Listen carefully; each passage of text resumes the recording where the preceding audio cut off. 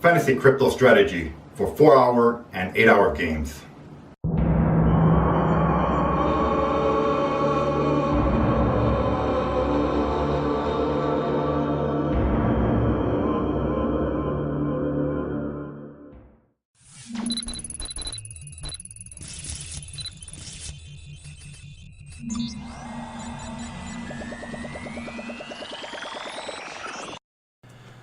What's up, everyone? Before I begin, I invite you all to watch my 1-hour fantasy crypto strategy video first if you haven't yet already, because the 3 main steps from that video still apply in the 4-hour and 8-hour games.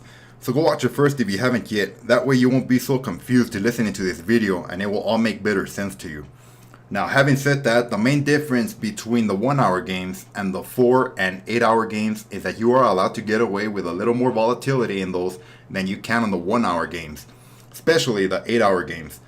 Now I have a few charts open here to show you guys what I mean, to give you better examples, so to speak. So right here we have Ethereum open, and this is from CoinMarketCap. The way you do it is, you go to CoinMarketCap, you open up the 1-day chart, and then down here at the bottom you want to open up the time frame to 4-hour intervals. So as you can see here, it's going from 16, 20, 24, 4, 8, 12, 16, etc. When you have it open in 4-hour intervals, it's going to give you a better idea of what's going on here. And you want to be studying the 4-hour intervals if you're going to be playing the 4-hour games. So Ethereum right now is one of the safest coins that you could play. This chart is from today. So as you can see, in the span of 24 hours, it's just been going steadily upwards.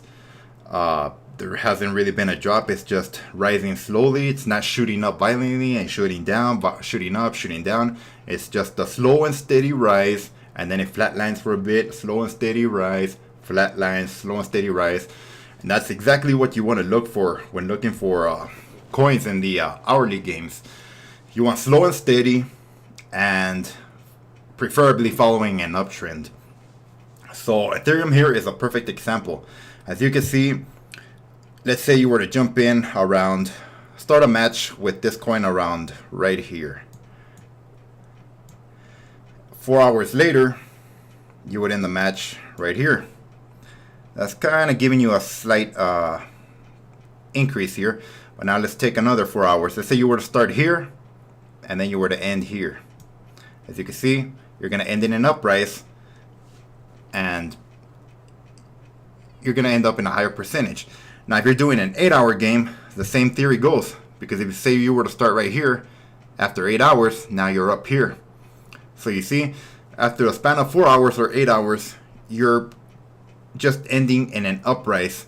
And it's a lot safer than if you're playing a very volatile chart where you don't know where the hell you're going to be at 4 hours later. Now, keep in mind, this strategy is for the complete beginner, someone who's not an expert chart reader. If you are an expert day trader, then maybe you have better ways of doing it. But for the average guy, this strategy right here will work very well and give you a good base to work off of. So this is something you could use. This is what I do and what I use to win, so I know it works. Let me give you an example of a bad chart. You see how this is a same thing, 1-day chart with the 4-hour intervals open. But look at this volatility.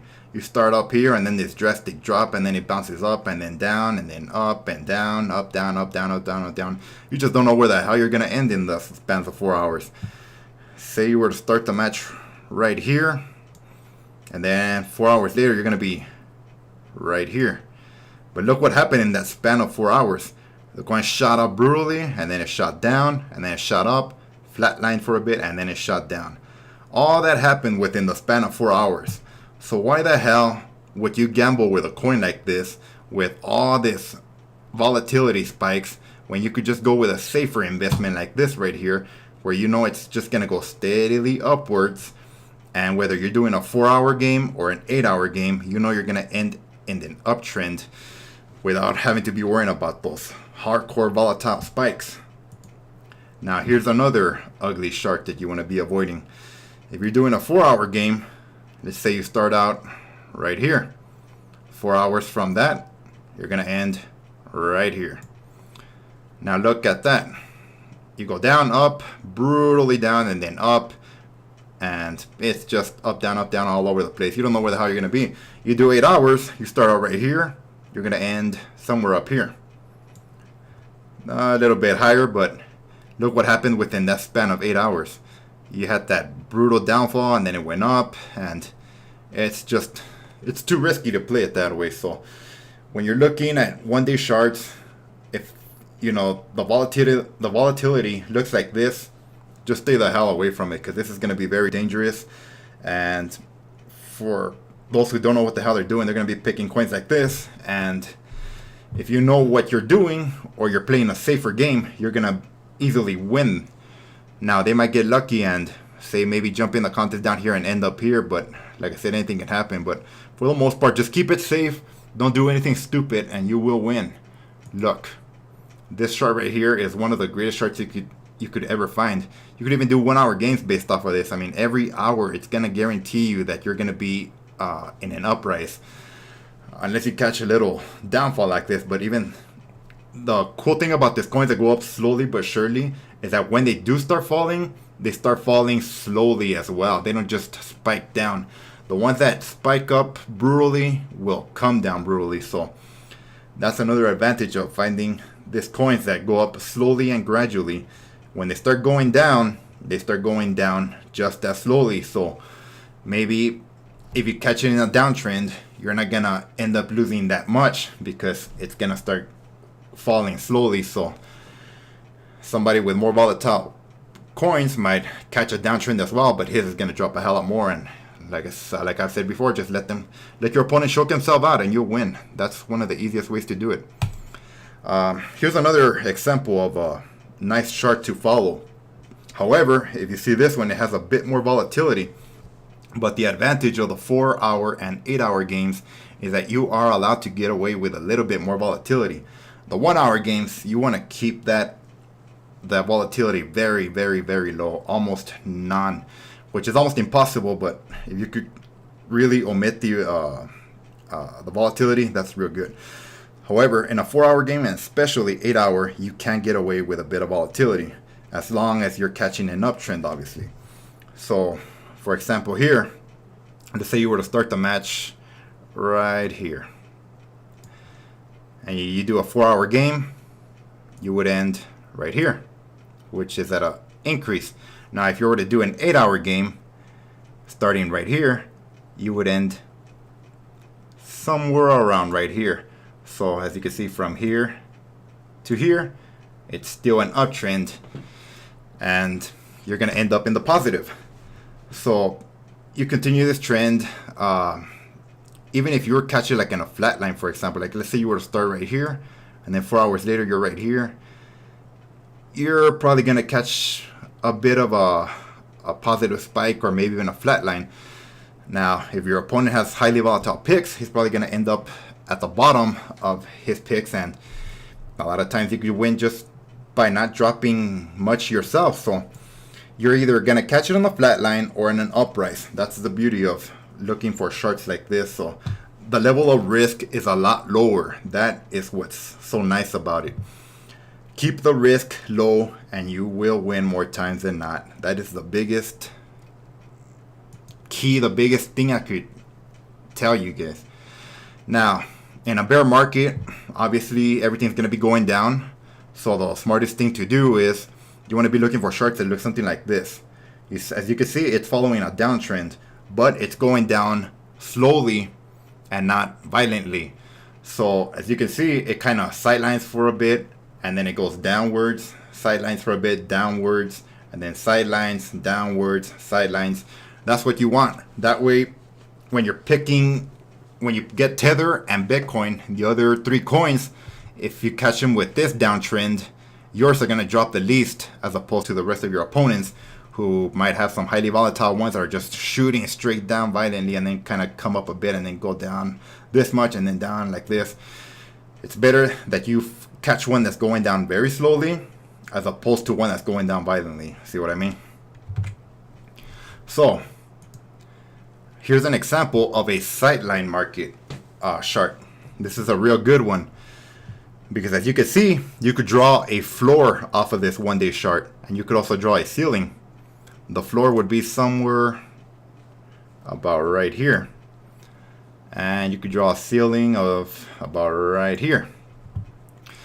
So if you're playing a sideline market, obviously the smartest thing to do would be find a chart that is doing this, just bouncing off the floor and the ceiling back and forth.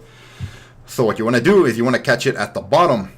So a good time to jump in would be right here. Now, over the span of 4 hours, you're probably going to end, let's see, about right here. So that would be very unlucky. After the span of 4 hours, it went up and then went down. But most of the time, you could catch it in 4 hour up spikes and then 4 hour down spikes. For example, right here. If you would have jumped in right here, 4 hours after this is about right here. As you can see, you catch 4 hours of an uptrend, and now you have all this advantage right here. Now the next 4 hours, it follows that downtrend, and then the next 4 hours it goes up. So you see, you just want to follow that simple pattern and just rinse and repeat when you're doing a sideline market, and it's the easiest way to end up in the positive. Obviously, you don't want to jump when it's up here at the top, because then from there it's just gonna, for the next 4 hours or 8 hours, depending what game you're playing, it's just gonna, you're gonna catch that downtrend and you're gonna end up in the negative. So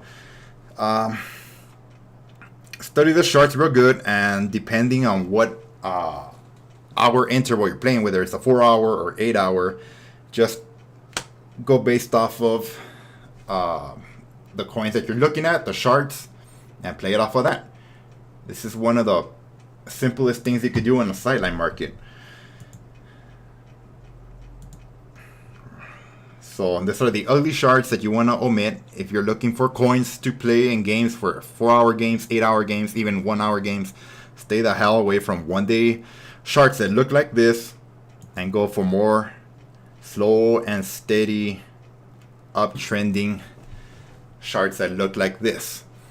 It takes a long time to find charts like this, but that's where the challenge is. And not many people are willing to put in the time to do this. But if you're one of those who is willing to do it, like I said before, you will be rewarded in the end, and that's how you win. If it were so easy, everybody would be winning.